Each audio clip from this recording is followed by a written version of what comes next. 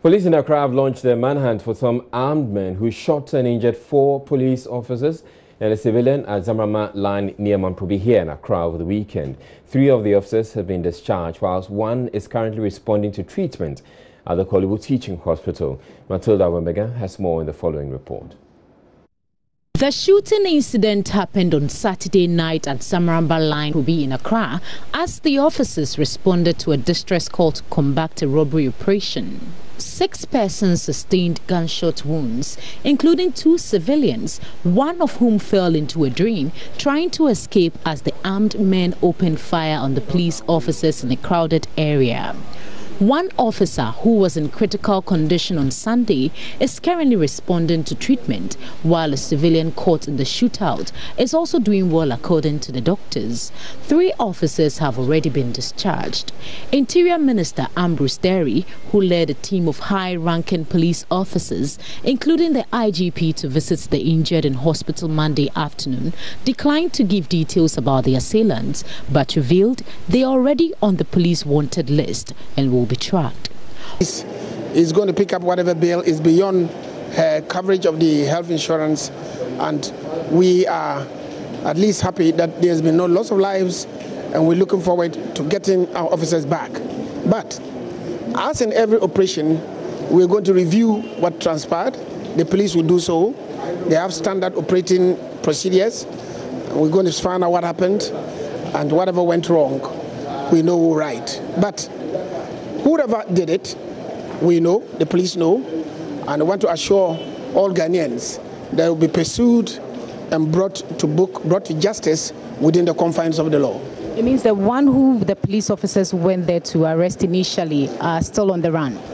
Well, the narrative is that they were called that the armed robbers had gone to attack a place, and they were trying to find out the place. Sometimes the information that's given is not precise, and when they got there, in trying to find out where the location was, they were surprised by this person who I believe the police know, and he shot them in circumstances that the police thought it was not reasonable to react because there were civilians there, and the reaction could have led to a lot of collateral damage and maybe deaths. But on seeming lack of confidence among Ghanaians towards the operations of the police service, the Interior Minister says the public must have a balanced view of the service. He says a number of the officers are doing well, considering the overwhelming challenges they face. The policemen are doing a lot of good, and we would appeal to the public to have a balanced view of the activities of the police. Yes, no policeman goes out there to shoot, to kill. No. The idea is to bring whoever has committed an offense to justice. But in every circumstance, there is provision for reasonable use of force.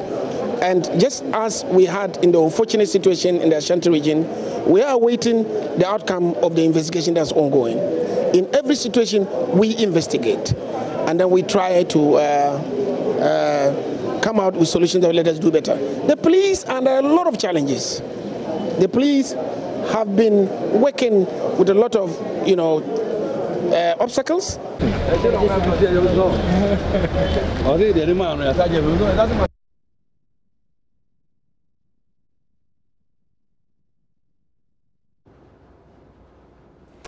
Well, the leadership of a group calling itself the Kandahar Boys has dissociated itself from the actions of some of its members who Monday morning stormed the office of the Tamale Teaching Hospital and dragged the chief executive out of his office. The group accused the CEO of mismanaging the hospital and engaging in corrupt dealings there. Where is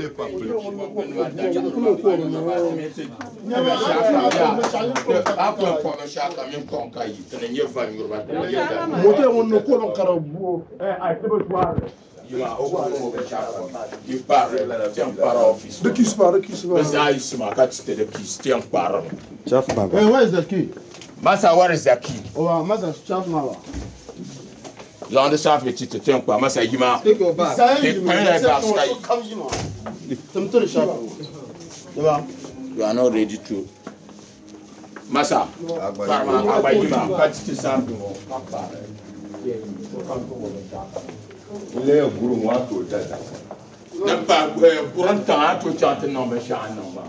Would you see you got Palori? You hospital. You now. No, you should pack your I told that. So the leadership of the group has denied knowledge of the actions of some of its members as they are on their way to open the facility. They have released a statement to that effect, and we're going to be sharing that statement with you. And it's titled, Kandahar has no hands in the besiege of Tamale Teaching Hospital by some youth groups. We, the membership of Kandahar Youth, have read in dismay information that suggests that Kandahar was responsible for the demonstration of the Tamale Teaching Hospital on Monday. We, the Kandahar Youth Group of the MPP in Tamale, is not aware of the group of the besiege that took place at the teaching hospital and has absolutely no hands in it. It's therefore imperative to inform the public that the information out there that indicts Kandahar has been part of that orchestra is a palpable falsehood and should be treated with the contempt that it deserves, and is signed by Umar Farouk, and he describes himself as secretary of the Kandahar Boys.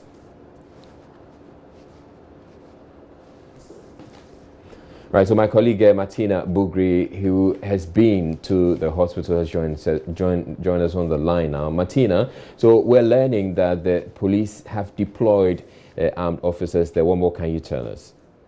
Exactly. So when you get to the hospital, the administration block is before the you get into the main hospital, and so you have it's a three-story building. So you have 3 police officers at the first course, then you have 1 in the middle and another 3 on top, whilst a few were seen downstairs. And that's what they have done currently to beef up security at the hospital. Whilst I was there this evening, the leadership of the police command also came there and then went to the facility and met with the finance officer. All right, now, Martina, the other thing we're learning, as in the statement that's been released from the Kandahar Boys group, they're saying that they had nothing to do with it. Are we able to tell which young men exactly went to the hospital early on Monday and dragged the chief executive out of the hospital? When I speak to Baba Musa and Baba Al-Hassan in the interview, what he told me was, I asked him which group was responsible for this, and he said the Kandahar group and some other groups rallied together as a group to do the locking up of the place. All right, so it could be that they are actually Kandahar boys, but they're saying that this wasn't sanctioned by the leadership. Exactly so. They had part of their boys with the group. Now, do we know, have we heard from the chief executive since the incident earlier in the morning? I spoke to his aide this evening, and he says that he's fine, even though he will not give me his location, but he tells me that he's doing okay. I asked if he will be coming to the office tomorrow, and he said he probably would come, but he wouldn't be definite on that. All right, thank you very much, Martina Bugri, bringing us that update there from Tamale or Chinjo News Prime. We're taking a break and we're bringing you business. And in business news, Guta backtracks on decision to stop foreign retailers from trading in the Swami Magazine market in the Ashanti regional capital. And then also in the bulletin, Parliament's Public Accounts Committee to demand answers from the Attorney General over her failure to retrieve remainder of judgment that wrongly paid to businessman Alfred Woyome. It's a breach of that terms. Then there must be a clause which must trigger that if you breach and you don't pay accordingly, as long as the money stays with you, you must pay some interest on it. We'll be back with business with Emmanuel Awaju. Stay tuned.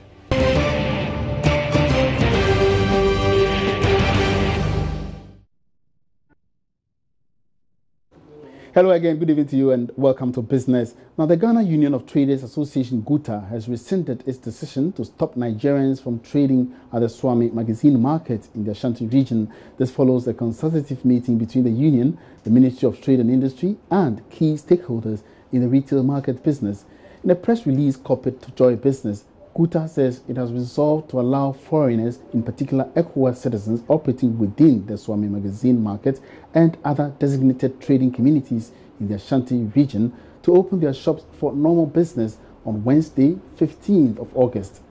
My colleague Ebenezer Sabute has been following up on this particular development. He's joining me here in the studio. Now, Ebenezer, can you bring us back to memories of what actually took place before we got here? Okay, so before we got here, we know that our local traders have been, making agitations that our foreigners have influx, the market, and we know that the retail market is solely for local businesses, but as it is now, the foreigners have taken over the market, so to speak. So they've been asking the Ministry of Trade, the government, the president to step in to kind of minimize the situation. So a few weeks ago, there was a clash in the Swami Magazine between some spare parts dealers and then the local traders over there, where the regional commander called in a meeting between the Nigerians and then also our traders. So after the meeting and all that, they agreed that... What exactly happened? Why did they take this decision now? Okay, so there was a consultative meeting between the Ministry of Trade and Industry, the Ministry of Interior,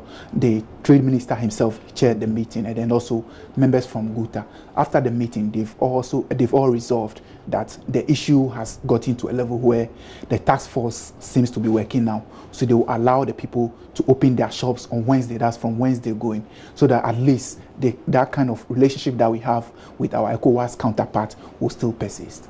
Now, why singling out only ECOWAS? Because in the past, we know that we've been talking about all foreign retailers on the market. Why ECOWAS now? Yes, ECOWAS, because for now, they are going to enforce the law strictly. But within this short period, they want to give ECOWAS members some leeway so that they can be able to trade whatever goods they brought in. You know that the ECOWAS protocols gives them at least some 90 days to be in the country, after which they could be able to regularize their whatever trade that they are or businesses that they are doing. Exactly. So it's just giving them some few days to do whatever they have to do, and then afterwards the law takes its full course. And so when are we expected to resume work for? So the task force is actually expected to resume work tomorrow, and if you read the press statement very well, you could see that it states in that the task force is expected to get to the market tomorrow, so that it ensures that whatever work that they are doing becomes smooth. All right, thank you very much, Ebenezer Sabute. My colleague Ebenezer Sabute bringing us up to speed with the decision of GUTA to rescind its decision, of course, not to allow foreign ECOWAS retailers onto the Swami Magazine markets in the Ashanti regional capital, Kumasi. Now, even before getting his hands on funds to start an agribusiness enterprise, Emmanuel Tete Apeku is making good use of the knowledge he has acquired while participating in the Cosmos Innovation Center Agritech Challenge. He's already started rearing livestock in his house. In this edition of KIC Profile, we explore how members of the team, Profish, a group that wants to start a fish distribution network, leveraging on their newly acquired skills to establish an agritech business.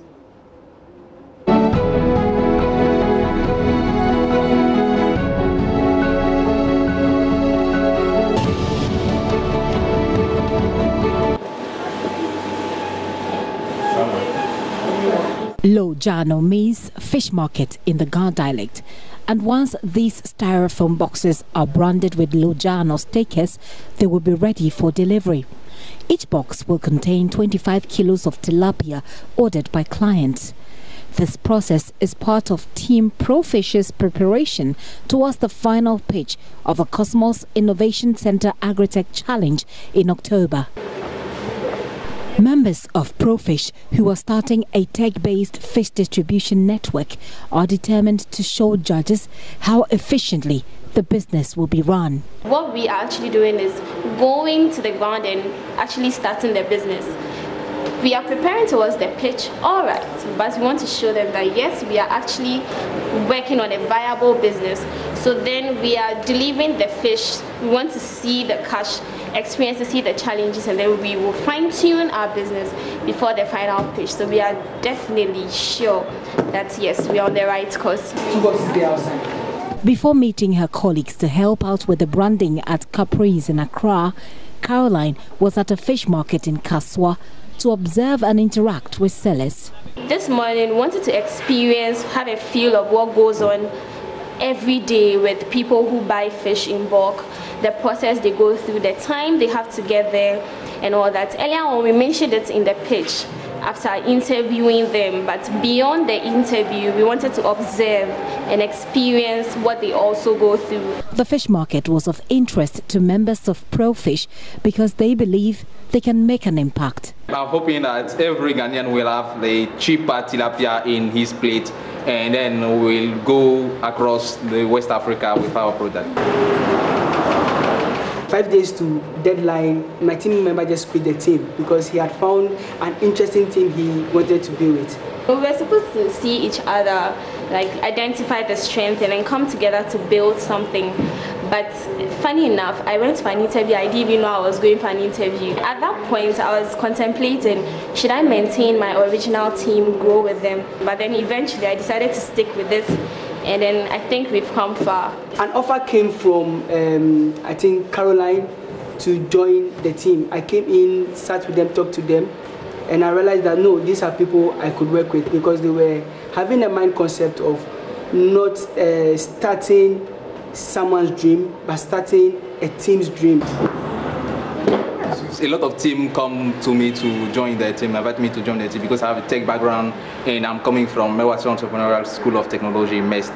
So I was just waiting for the good team, and when a friend of mine called me, there are two ladies who want a tech guys to join the team. I said, okay, I will join them. Even as they work to establish this business, Emmanuel decided to venture into farming after gaining a lot of insight through the several capacity building trainings organized by KIC. KIC has been one of the best decisions I've ever taken because as I speak to you today, I have a backyard farm with about 50 fowls, 5 turkeys and guinea fowls that I'm yet to receive.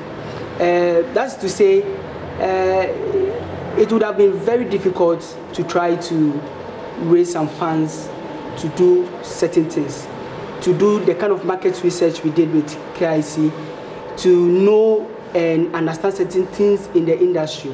Now KIC has pre-exposed me to that, and today,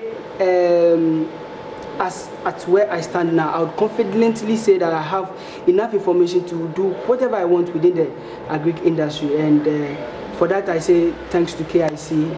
One other member who has something to be proud of beside the main business venture is Alex Calvin Betty, who is Ivorian. My English wasn't good at all. We had a communication challenge, communication language barrier. So it was difficult to say something and they would get me, or they will say something and we get them. Right now, actually, I can say, yeah, my English is improved and I can even understand 3. Yeah. Members of the group say they are determined to transform their innovative concept into an agri-tech startup, whether they win the investment prize or not. And that's all in business. Many thanks for watching. Have a good evening. Parliament's Public Accounts Committee will on Thursday quiz Attorney General Gloria Kufu on what her office has done to retrieve over 47 million Ghana cedis wrongly paid to businessman Alfred Agbesi Woyome. Mr. Woyome has been ordered by the courts to pay back a 51 million Ghana cedis judgment debt he got from the state, 4.6 million cedis of which the Controller and Accountant General Eugene Ofosu confirmed at a sitting of PAC on Monday had so far been paid by the businessman. We have a letter from the AG's office to support the payment. The letter dated 8th of March 2018. It was written to the Auditor General. And the paragraph 4 says, kindly find below a computation of payments made by Mr. Woyome based on the terms of settlement and the proceeds from the Ghanaian. Monies collected or recovered from the Ghanaian order, 167,565 cedis, 62 Ghana pesos. Then B, monies paid as a result of settlement, 4.5 million. So the two sum up to the 4.667566.62. Chairman of Parliament's Public Accounts Committee, James Klucha-Veggie, says the House will work to ensure the money is recovered to the state, possibly with interest. The Minister was saying is that they are not aware of the terms reached between the Attorney General and Oyume. And that details can only be gotten from the Attorney General. That is what he meant by that. But fundamentally, it's been what? 4 to 5 years? And the conversation is... You cannot fault the ministry also until you get the details of that agreement. Maybe the agreement says that every year pay so much. So if from the point of the judgment up to now, if the payment has not been in accordance with the terms, so that we can fault either Oyume or fault the ministry for not pursuing the money. Okay, so that then again, with time passing, should the amount stay same? Should interest build on either he should be made to pay eventually? Again, we still don't know the terms, but I think that will definitely have to be accommodated. No, that must also be accommodated in the agreement, because if the terms of agreement is that you pay the 51 point something million, and then if there's a breach of that terms, then there must be a clause which must trigger that if you breach and you don't pay accordingly, as long as the money stays with you, you must pay some interest on it. That definitely must be in agreement. There is a judgment against somebody by the court. There is an agreement between the Ministry of, for that matter, government and the person. If that agreement is not followed, then that is where we will ask the court to take further action. But if the agreement is followed, then we wait for the agreement to be followed. What further action could mean? What exactly? No, if the agreement is not followed and there is a clause in the agreement that if you don't follow the agreement, this is a punishment. That is what we are going to recommend. Will the committee be interested in getting the Attorney General here, the Attorney General here to provide clarity on Fortunately, we are meeting the Attorney General, I think, on Wednesday or Thursday.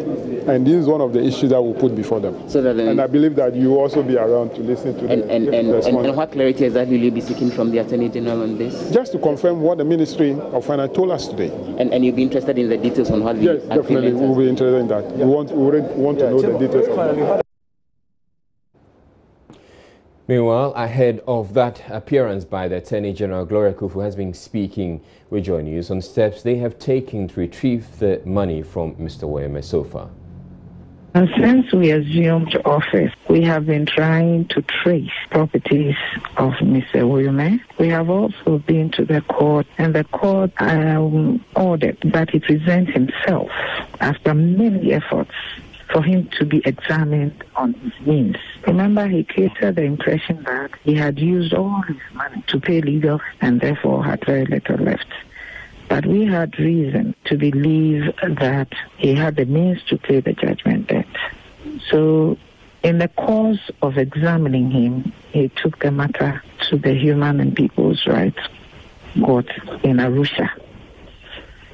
We had to attend that court. We raised issues of jurisdiction, saying that his rights had not been abused. He had been given opportunity at all times to defend himself, either in the trials leading up to the judgment or even his own other applications that he made in an attempt to forestall the execution of the matter. The court took the position that he has jurisdiction, so we have to go for the hearings which took place. That matter has been adjourned to October for a ruling. Again, the Supreme Court here, which is hearing the matter, notwithstanding the matter at the Human Rights Court, because it took the position that it had the power and authority as the Supreme Court of this country to go on to investigate his means. However, the same judge also was involved in the investigation of the chairperson, the former chairperson of the Electoral Commission and her deputies. So the matter was in abeyance. It has since adjourned to October because the courts are on recess. It is our expectation that come October, we'll go back and continue the examination of Mr. Oyume as to his means, because the impression is that he hasn't got money to pay the undertakings that he himself had offered. First of all, it is not about politics, it's about justice. I don't understand what is meant by the huge political. I think it's about justice. The court has made a decision that he is liable to pay certain monies that belong to the state. If he's resisting, natural justice requires that he be heard, which is what is going on. I can't. Served. And that's it for the bulletin. My name is Israelite. Thank you very much for watching. Have a good night.